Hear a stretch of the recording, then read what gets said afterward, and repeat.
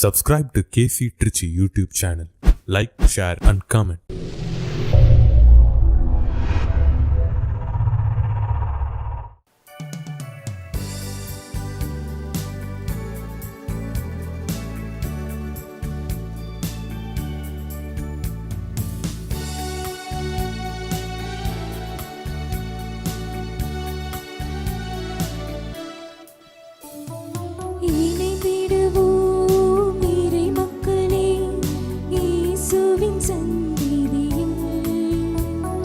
சுமைகளை தாங்கி சுகமே கொடுக்கும் இயேசுவின் பணியினிலே இணைவோம். இயேசுவின் பணியினிலே கூடிடுவோம், குடும்பமாய் கூடிடுவோம், மாறிடுவோம், இறை சமூகமாய் மாறிடுவோம்.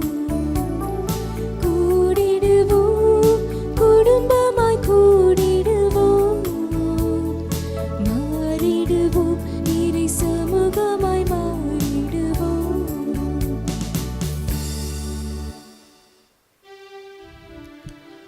தந்தை மகன் தூய ஆவியாரின் பெயராலே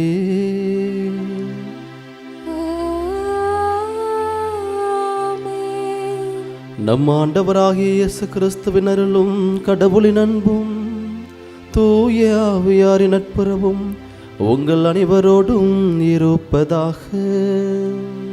உம் ஆன்மாவோடும் இருப்பதாக. இயேசு கிறிஸ்துவில் பிரியமான சகோதர சகோதரிகளே, இன்றைய நற்செய்தி வாசகம் நமக்கு விடுக்கின்ற செய்தி நோன்பு, அதாவது ஆன்மீக நோன்பை நாம் கடைபிடிக்க வேண்டும். நோன்பு என்பது வெறும் அடையாளமாக இருப்பது மட்டுமில்லாமல் நாம் கடைபிடிக்கின்ற நோன்பு ஆண்டவருடைய உடன் இருப்பை நினைவுபடுத்த வேண்டும், உடன் இருப்பை அது உணர்த்த வேண்டும் என்பதை இயேசு கிறிஸ்து இந்த நற்செய்தியில் நமக்கு சொல்லுகின்றார். ஆகவே பல தருணங்களிலே நாம் நோன்பு இருக்கின்றோம். அந்த நோன்பை வெறும் அடையாளமாகவே நாம் எடுத்திருக்கின்றோம். ஆகவே அந்த தருணத்திற்காக மனம் வருந்துவோம். குறிப்பாக ஆண்டவருடைய உடன் இருப்பை உணராத நேரத்திற்காகவும் அவரோடு இணைந்து பயணிக்காத நேரத்திற்காகவும் மனம் வருந்துவோம். இந்த தூய மறை நிகழ்வுகளை கொண்டாட நாம் தகுதி பெறும் பொருட்டு நம்முடைய பாவங்களையும் குற்றங்களையும் ஏற்றுக்கொள்வோம்.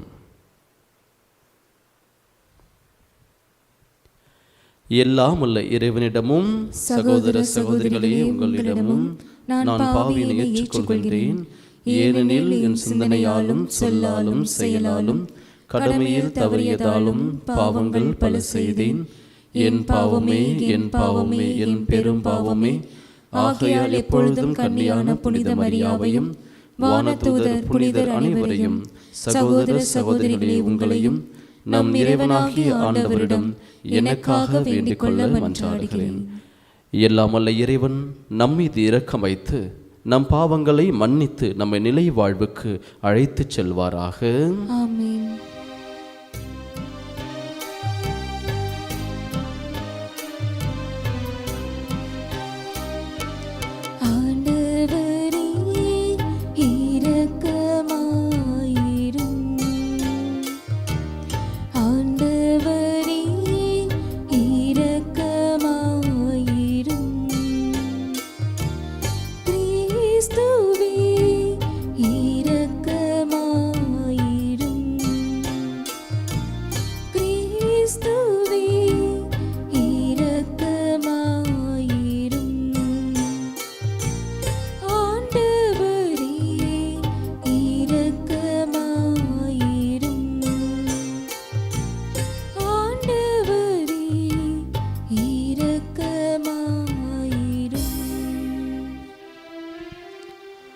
ஜெபிப்போமாக.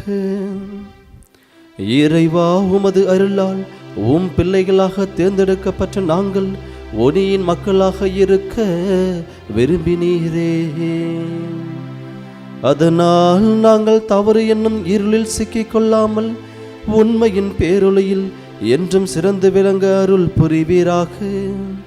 உம்மோடு தூய ஆவியாரின் ஒன்றிப்பில் இறைவனாக என்றென்றும் வாழ்ந்து ஆட்சி செய்கின்ற உம் திருமகன் கிறிஸ்து வழியாக உம்மை மன்றாடுகின்றோம். ஆமென். முதல் வாசகம். யாக்கோபு தன் சகோதரனை வஞ்சித்து அவனுக்குரிய ஆசியை கவர்ந்து கொண்டான். தொடக்க நூலிலிருந்து வாசகம். பிரிவு 27, இறை வார்த்தைகள் 1 முதல் 5 மற்றும் 15 முதல் 29 முடிய. ஈசாக்கு முதிர்ந்த வயதை அடைந்தபோது அவர் கண்களின் பார்வை மங்கி போயிற்று. அவர் தம் மூத்த மகன் ஏசாவை அழைத்து, என் மகனே என்றார். ஏசா, இதோ வந்துவிட்டேன் என்றான். அவர் அவனை நோக்கி, இதோ பார், எனக்கு வயதாகிவிட்டது, சாவு எந்நாள் வருமோ என்று அறியேன். இப்பொழுது உன் கருவிகளான வில்லையும் அம்புக்கூட்டையும் எடுத்துக்கொள், காட்டுக்கு போ, வேட்டையாடி எனக்கு வேட்டை கறி கொண்டு வா. நான் விரும்பும் முறையில் சுவையான உணவு வகைகளை சமைத்து என்னிடம் கொண்டு வா. நான் அவற்றை உண்பேன். நான் சாகும் முன் உனக்கு மனமாற ஆசி வழங்குவேன் என்றார். ஈசாக்கு தம் மகன் ஏசாவிடம் பேசியதை ரெபேக்கா கேட்டுக்கொண்டிருந்தார். வேட்டையாடி வேட்டைக்கறி கொண்டு வருமாறு ஏசா காட்டிற்கு புறப்பட்டவுடன் ரெபேக்கா தம்முடன் வீட்டில் வைத்திருந்த தம் மூத்த மகன் ஏசாவின் உடைகளில் சிறந்தவற்றை தம் இளைய மகன் யாக்கோபுக்கு உடுத்துவித்தார். அவன் கைகளையும் மிருதுவான கழுத்தையும் வெள்ளாட்டுக்குட்டிகளின் தோலால் மூடினார். அவர் சுவையான உணவு வகைகளையும் தாம் சுட்ட அப்பங்களையும் தம் மகன் யாக்கோபின் கையில் கொடுத்தார். அவனும் அவற்றை தன் தந்தையிடம் எடுத்து சென்று அப்பா என்று அழைத்தான். அவரும் மறுமொழியாக, ஆம் மகனே, நீ எந்த மகன் என்று கேட்க, யாக்கோபு தன் தந்தையிடம், நான் தான் உங்கள் தலைப்பேரான ஏசா, நீங்கள் சொன்னவாறு செய்திருக்கிறேன். எழுந்து உட்கார்ந்து என் வேட்டை பதார்த்தங்களை உண்டு மனமாற எனக்கு ஆசி வழங்குங்கள் என்றான். ஈசாக்கு தன் மகனை நோக்கி, மகனே, இது உனக்கு இவ்வளவு விரைவில் எப்படி அகப்பட்டது என்று கேட்க, அவன், உம் கடவுளாகிய ஆண்டவரால் தான் எனக்கு இது நிகழ்ந்தது என்றான். ஈசாக்கு யாக்கோபிடம், மகனே, அருகில் வா, நீ உண்மையிலேயே என் மகன் ஏசாதானா என்று நான் உன்னை தடவி பார்த்து தெரிந்து கொள்வேன் என்றார். யாக்கோபு தன் தந்தை அருகில் வந்தான். ஈசாக்கு அவனை தடவி பார்த்து, குரல் யாக்கோபின் குரல், ஆனால் கைகளோ ஏசாவின் கைகள் என்றார்.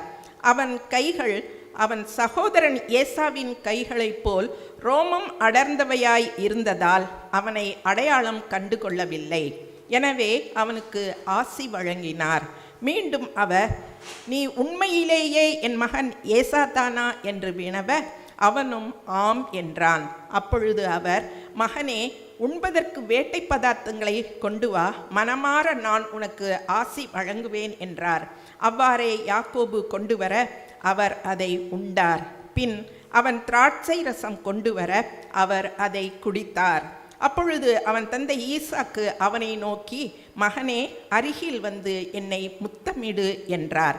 அவனும் அருகில் போய் அவரை முத்தமிட, ஈசாக்கு அவன் அணிந்திருந்த ஆடைகளின் நறுமணத்தை முகர்ந்து ஆசி வழங்கி உரைத்தது இதுவே: இதோ என் மகனிடமிருந்து எழும்பும் நறுமணம், ஆண்டவரின் ஆசி பெற்ற விளைநிலத்தின் வாசனையாம். வானின் பனித்துளியும் மண்ணின் செழுமையும் மிகுந்த தானியமும் திராட்சை ரசமும் கடவுள் உனக்கு வழங்குவாராக. நாடுகள் உனக்கு பணி புரிந்திடுக, மக்கள் உனக்கு பணிந்திடுக. உன்றன் சோதரருக்கு தலைவன் நீ ஆகிடுவாய். உன் அன்னையின் மைந்தர் உன்னடி பணிந்திடுவர்.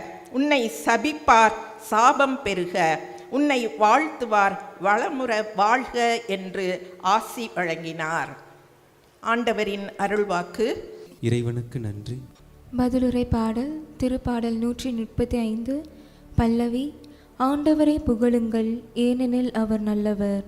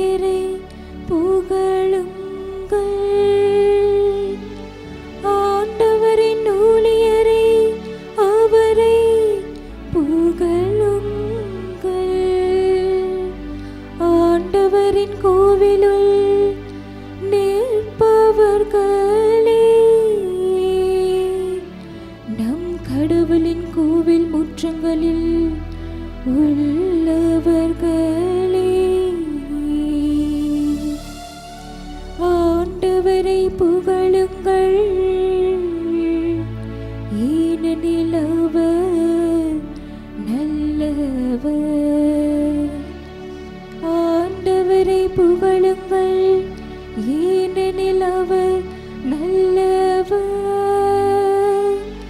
அவரது பெயரை போற்றி பாடுங்கள், ஏனெனில் அவர் இனியவர். ஆண்டவர் யாக்கோபை தமக்கென்று தேர்ந்து கொண்டார், இஸ்ரவேலை தமக்குரிய தனி சொத்தாக தேர்ந்தெடுத்தார். ஆண்டவரை புகழுங்கள், ஏனெனில் அவர் நல்லவர். ஆண்டவர் மேன்மை மிக்கவர் என்பதை அறிவீர். நம் ஆண்டவர் எல்லா தெய்வங்களுக்கும் மேலானவர் என்பதும் எனக்கு தெரியும். விண்ணிலும் மண்ணிலும் கடல்களிலும் எல்லா ஆழ் பகுதிகளிலும் ஆண்டவர் தமக்கு விருப்பமான யாவற்றையும் செய்கின்றார்.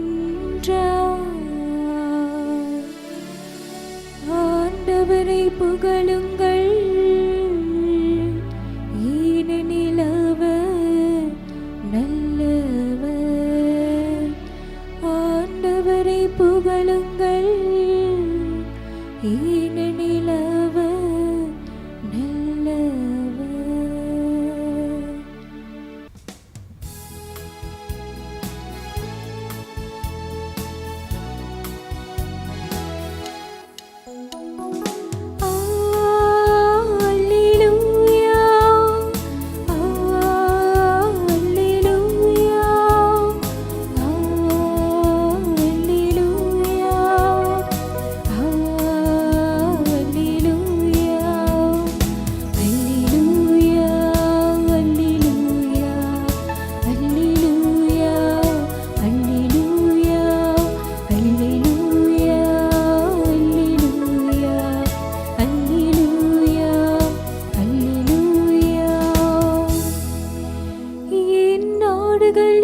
குரலுக்கு சேவை சாய்க்கின்றன,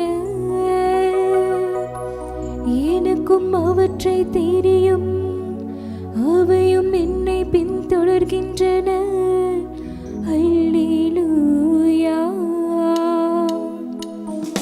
அல்லேலூயா, அல்லேலூயா, அல்லேலூயா, அல்லேலூயா. ஆண்டவர் உங்களோடு இருப்பாராக.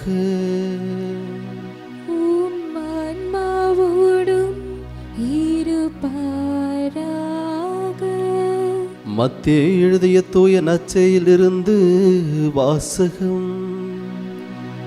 ஆண்டவரே, மாட்சி உமக்கே. மத்தேயு எழுதிய நற்செய்தி அதிகாரம் 9 உயிருள்ள வார்த்தைகள் 14-17 முடிய. அக்காலத்தில் யோவானின் சீடர் இயேசுவிடம் வந்து, நாங்களும் பரிசேயரும் அதிகமாக நோன்பு இருக்க உம்முடைய சீடர்கள் ஏன் நோன்பு இருப்பதில்லை என்றனர். அதற்கு இயேசு அவர்களை நோக்கி, மணமகன் தங்களோடு இருக்கும் வரை மண விருந்தினர்கள் துக்கம் கொண்டாட முடியுமா? மணமகன் அவர்களை விட்டு பிரிய வேண்டிய காலம் வரும், அப்பொழுது அவர்களும் நோன்பு இருப்பார்கள். மேலும் எவரும் பழைய ஆடையில் புதிய துணியை ஒட்டு போடுவதில்லை, ஏனெனில் அந்த ஒட்டு ஆடையை கிழித்துவிடும், கிழிசலும் பெரிதாகும்.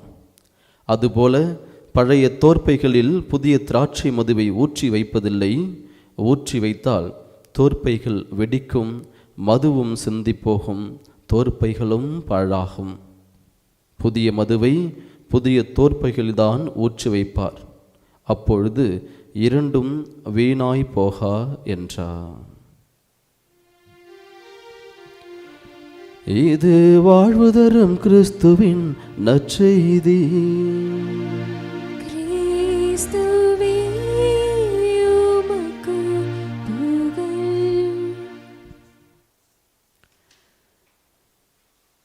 இயேசுவில் பிரியமான சகோதர சகோதரிகளே, முன்னுரையில் கூறியது போல இன்று நற்செய்தி வாசகம் நமக்கு விடுக்கின்ற அழைப்பு, நாம் எடுக்கின்ற நோன்பு உண்மையிலேயே ஆன்மீகத்தை சார்ந்து இருக்கின்றதா? நான் எடுக்கின்ற பக்தி முயற்சிகள் உண்மையிலேயே இறைவனோடு என்னை உடன் இருக்க அழைத்து செல்கின்றதா என்பதை பற்றிய சிந்தனையை நமக்கு கொடுக்கின்றது. லியோ டால்ஸ்டன் என்பவர் ஒரு சிறிய கதையை கூறுகின்றார். அதாவது, சாத்தான்கள் எல்லாம் சேர்ந்து ஒரு சின்ன கூட்டம் போடுகின்றது. அப்போ அந்த கூட்டத்திலே எல்லா சாத்தான்களும் தன்னுடைய பணியை பற்றி ஒரு ஆய்வை தலைமை சாத்தானிடம் கூறிக்கொண்டிருக்கும் பொழுது என்ன செய்வதென்று தெரியாமல் ஒரு குட்டி சாத்தான் அங்கே அமர்ந்து கொண்டிருக்கின்றது. அந்த குட்டி சாத்தான் சோகமாக இருந்து கொண்டிருப்பதை இந்த தலைமை சாத்தான் பார்த்து கொண்டிருக்கின்றது. பார்த்துவிட்டு எல்லாரும் தன்னுடைய பணியை பற்றி சொல்லிட்டாங்க, நீ மட்டும் எதுக்கு உன்னுடைய பணியை பற்றி எதுவுமே கூறவில்லை அப்படின்னு அந்த குட்டி சாத்தானை பார்த்து அந்த தலைமை சாத்தான் கேட்குது.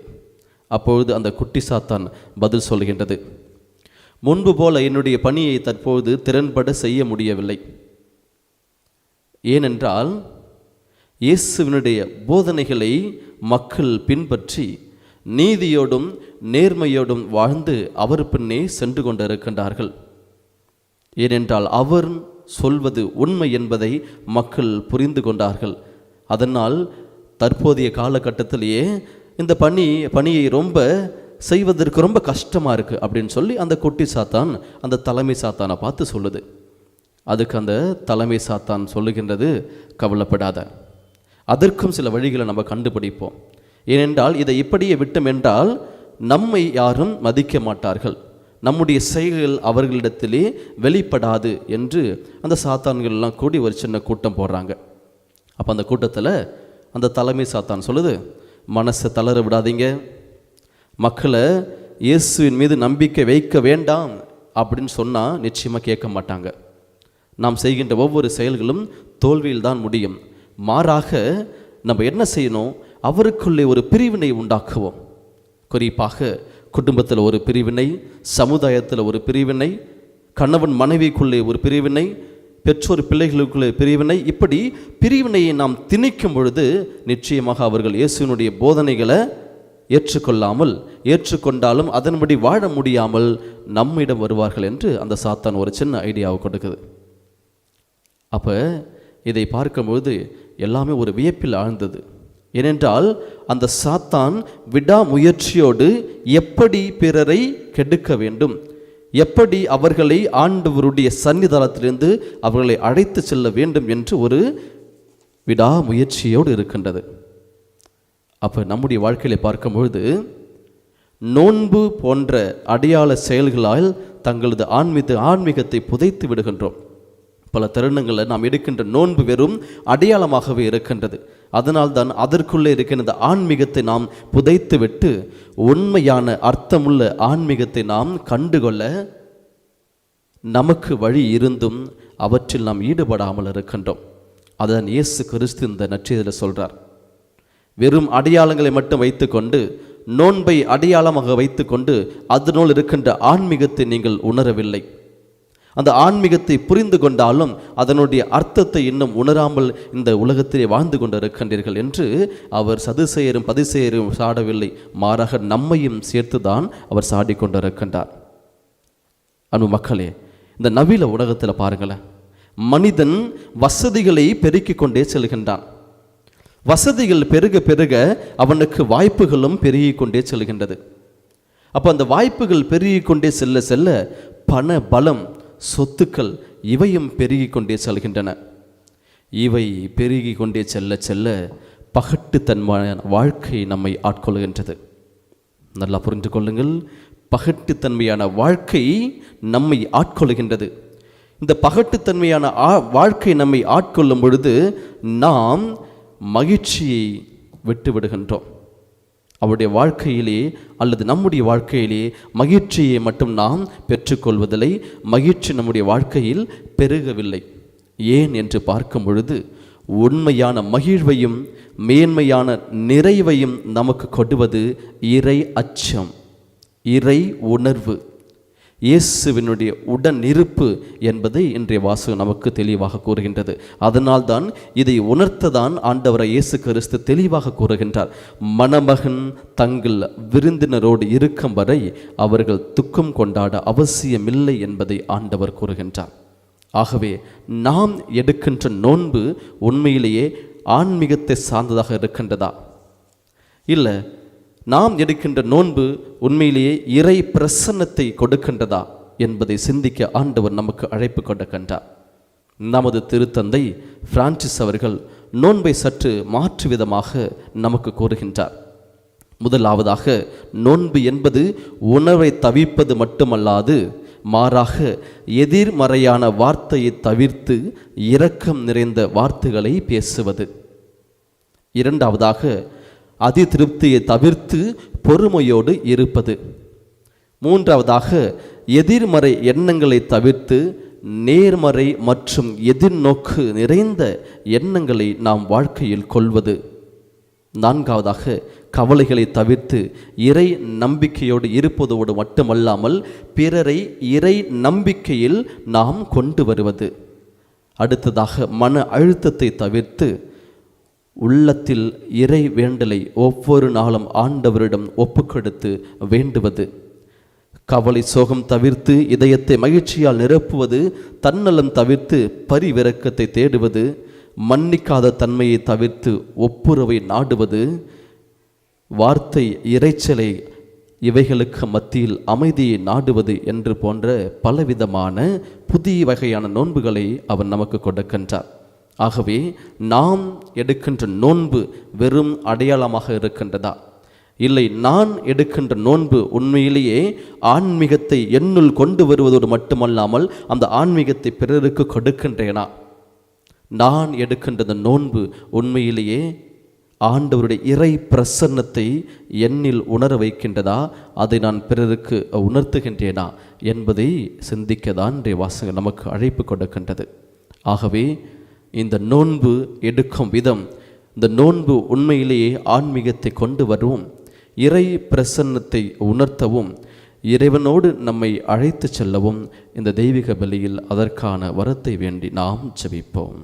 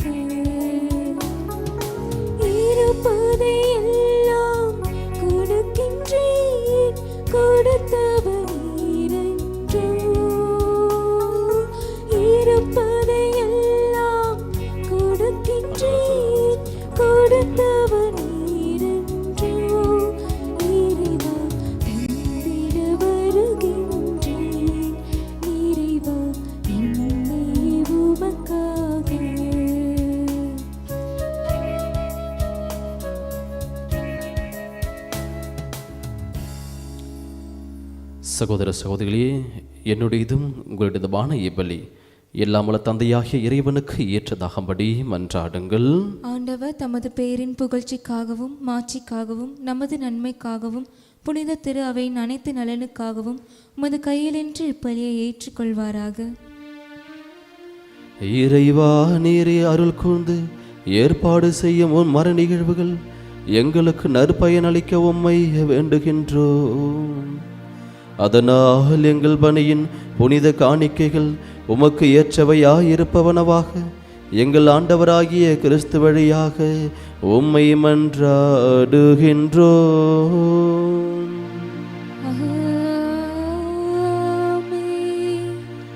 ஆண்டவர் உங்களோடு இருப்பாராக.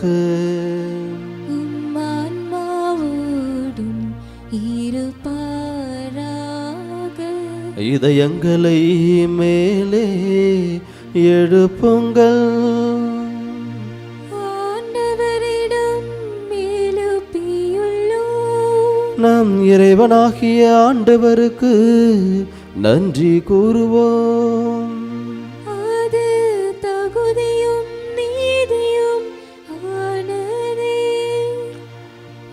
ஆண்டவரே, தூயவரான தந்தையே, என்றுமுள்ள எல்லாம் அல்ல இறைவா,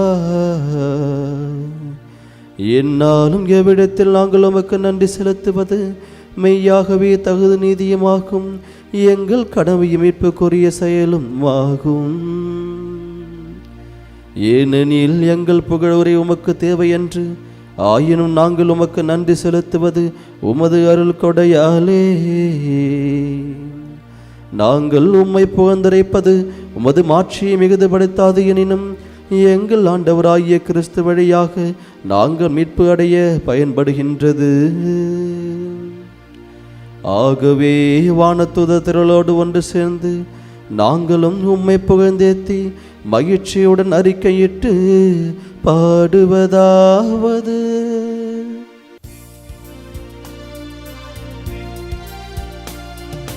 தூயவர் தூயவர் தூயவர், வான்படைகளின் கடவுளாம் ஆண்டவர். விண்ணகமும் மண்ணகமும் உமது மாட்சியால் நிறைந்துள்ளது. உன்னதங்களிலே ஓசன்னா, உன்னதங்களிலே ஓசன்னா. ஆண்டவர் பெயரால் வருகிறவர், ஆசி பெற்றவர். உன்னதங்களிலே ஓசன்னா, உன்னதங்களிலே ஓசன்னா.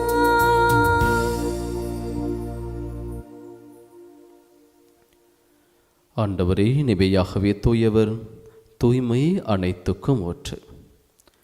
ஆகவே உம்முடைய ஆவியை பொழிந்து இக்காணிக்கைகளை தூய்மைப்படுத்த உம்மை வேண்டுகின்றோம். இவ்வாறு எங்கள் ஆண்டவர் இயேசு கிறிஸ்துவின் உடலும் இரத்தவுமாக எங்களுக்கு இவை மாறுவனவாக. அவர் பாடுபட உளம் கனிந்து தம்மை கையளித்த போது அப்பத்தை எடுத்து நன்றி செலுத்தி அதை பிட்டு தம் சீடர்களுக்கு அளித்து அவர் கூறியதாவது: அனைவரும் இதிலிருந்து பெற்று உண்ணுங்கள், ஏனெனில் இது உங்களுக்காக கையளிக்கப்படும் என் உடல்.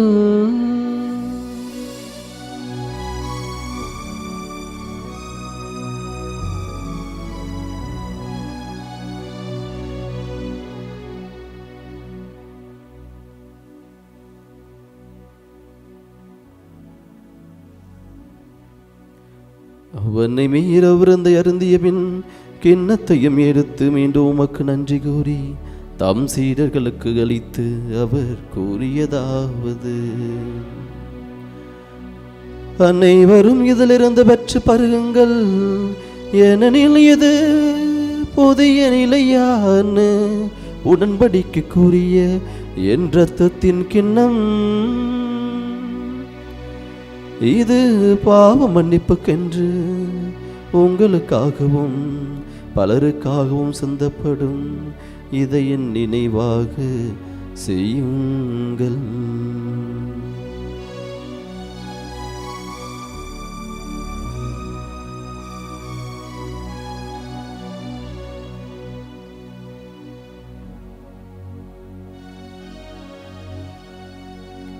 நம்பிக்கையின் மறை பொருள்.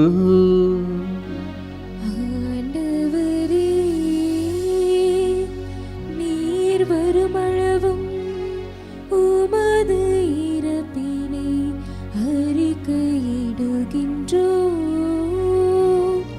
உமது உயிர்ப்பினையும் எடுத்துரைக்கின்றோம்.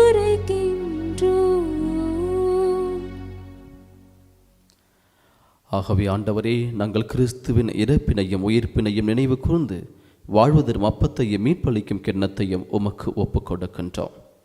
உம் திருமுன் நின்று உமக்கு ஊழியம் புரிய தகுந்தவர்கள் என்னை எங்களை ஏற்றுக்கொண்டீர், எனவே உமக்கு நன்றி செலுத்துகின்றோம்.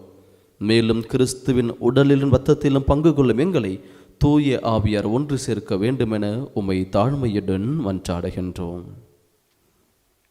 ஆண்டவரே, உலகெங்கும் பரவி இருக்கும் உமது திரு அவை நினைவு கூர்ந்தருளும். எங்கள் திரு தந்தை, எங்கள் ஆயர் ஆரோக்கியராஜ், எல்லா திருநிலையினர் ஆகிய அனைவரோடும் உமது திரு அவை அன்பில் நிறைவு பெற செய்தருளும்.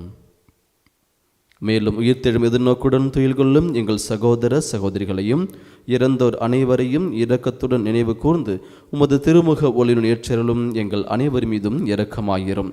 கடவுளின் கன்னித்தாயான புனித மரியா, அவருடைய கணவரான புனித யோசேப்பு, புனித திருத்தூதர்கள், இவ்வுலகில் உமக்கு உந்தவராய் இருந்தோர் ஆகிய புனிதர் அனைவருடனும் நாங்கள் நிலைவாழ்வில் பங்கு கொள்ளும் தகுதி பெற்று உம் திருமகன் இயேசு கிறிஸ்து வழியாக உம்மை புகழ்ந்தேற்றும் வரமுறல உம்மை மன்றாடுகின்றோம்.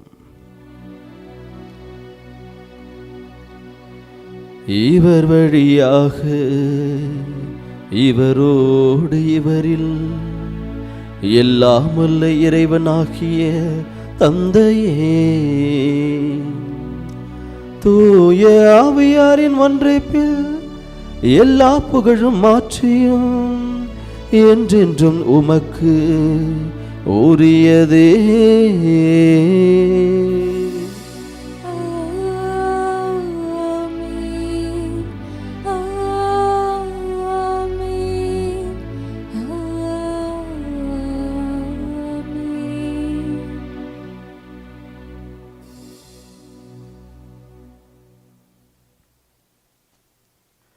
மீட்பரின் கட்டளையால் கற்பிக்கப்பட்டு இறை படிப்பினையால் பயிற்சி பெற்ற நாம் துணிந்து பாடுவோம். விண்ணுலகில் இருக்கின்ற எங்கள் தந்தையே, உமது பெயர் தூயது என போற்ற பெருக. உமது ஆட்சி வருக. உமது திருவுள்ளம் விண்ணுலகில் நிறைவேறுவது போல மண்ணுலகிலும் நிறைவேறுக. எங்கள் அன்றாட உணவை இன்று எங்களுக்கு தாரும். எங்களுக்கு எதிராக குற்றம் செய்வோரே நாங்கள் மன்னிப்பது போல எங்கள் குற்றங்களை மன்னியும். எங்களை சோதனைக்கு உட்படுத்தாதேயும், தீமையிலிருந்து எங்களை விடுவித்தருளும். ஆண்டவரே, தீமை அனைத்திலுமிருந்து எங்களை விடுவித்து எங்கள் வாழ்நாளில் அமைதியை கனிவுடன் உம்மை மன்றாடுகின்றோம். உமது இரக்கத்தின் உதவியால் நாங்கள் பாவத்திலிருந்து எப்போதும் விடுதலை பெற்று யாதொரு கலக்கமின்றி நலமாயிருப்போமாக. நாங்கள் எதிர்நோக்கியிருக்கும் பேரின்பத்துக்காகவும் எம் மீட்பராகிய இயேசு கிறிஸ்துவின் வருகைக்காகவும் காத்திருக்கின்றோம்.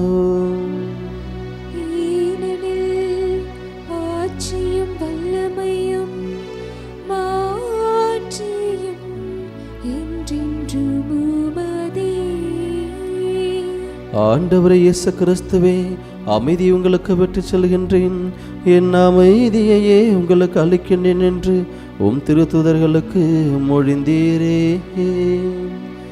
எங்கள் பாவங்களை பாராமல் உமது திரு அவையின் நம்பிக்கையை கண்ணோக்கி உமது திருவுளத்துக்கு ஏற்பதற்கு அமைதியையும் ஒற்றுமையையும் அளித்தல் வீராக. என்றென்றும் வாழ்ந்து ஆட்சி செய்கின்றவர் நீரே.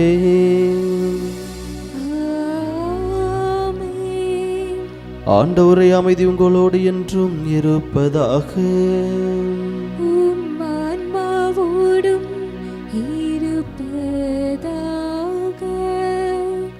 ஒருவருக்கு ஒருவர் கிறிஸ்துவின் அமைதியை பகிர்ந்து கொள்வோம். உலகின் பாவங்களை போக்கும் இறைவனின் செம்மறியே, எங்கள் மேல் இரக்கமாயிரும். உலகின் பாவங்களை போக்கும் இறைவனின் செம்மறியே, எங்கள் மேல் இரக்கமாயிரும். உலகின் பாவங்களை போக்கும் இறைவனின் செம்மறியே, எங்களுக்கு அமைதியை அளித்தருளும்.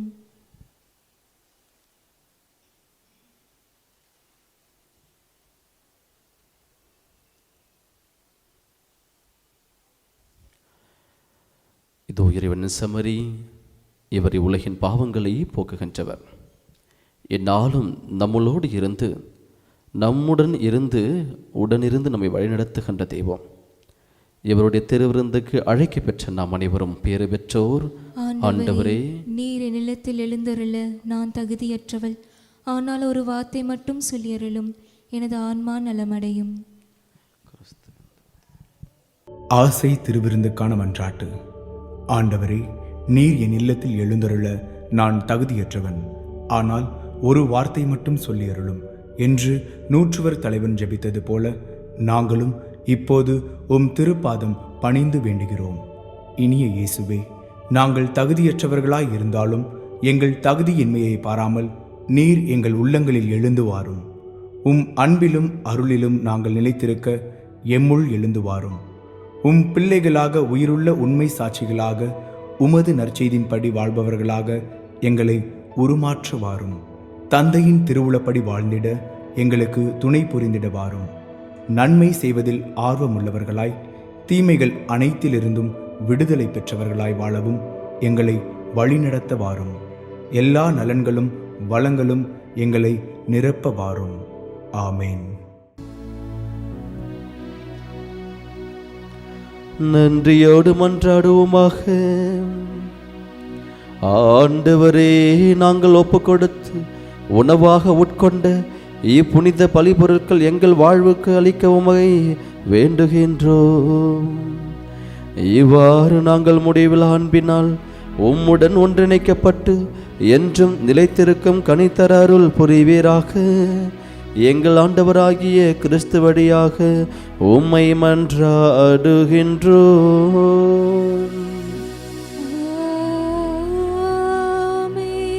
ஆண்டவர் உங்களோடு இருப்பாராக.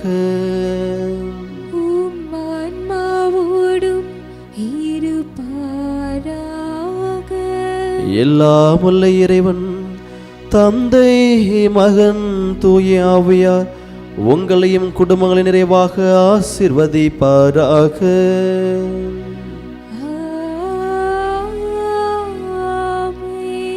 ஆன்மீக வாழ்க்கை உணர்ந்தவர்களாக இயேசுவோடு இணைந்து பயணிக்க சென்று வாருங்கள். வாழ்வின் வழி தொடங்குகின்றது.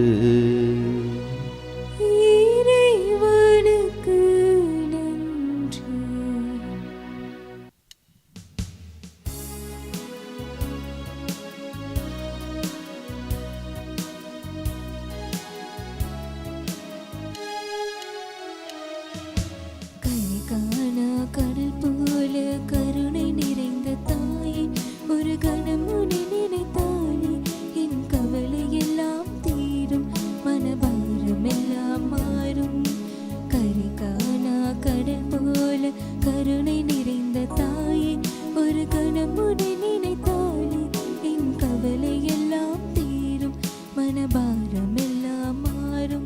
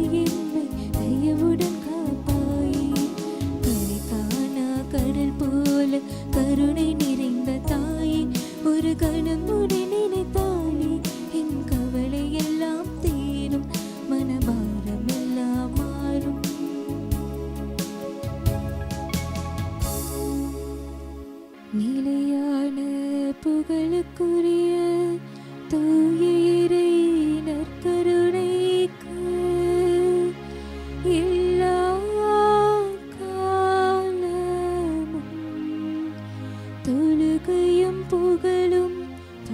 வெற்றியும் மாட்சிமையும் உண்டாக கடவது. தந்தை மகன் தூய ஆவியாரின் பெயராலே ஆமென்.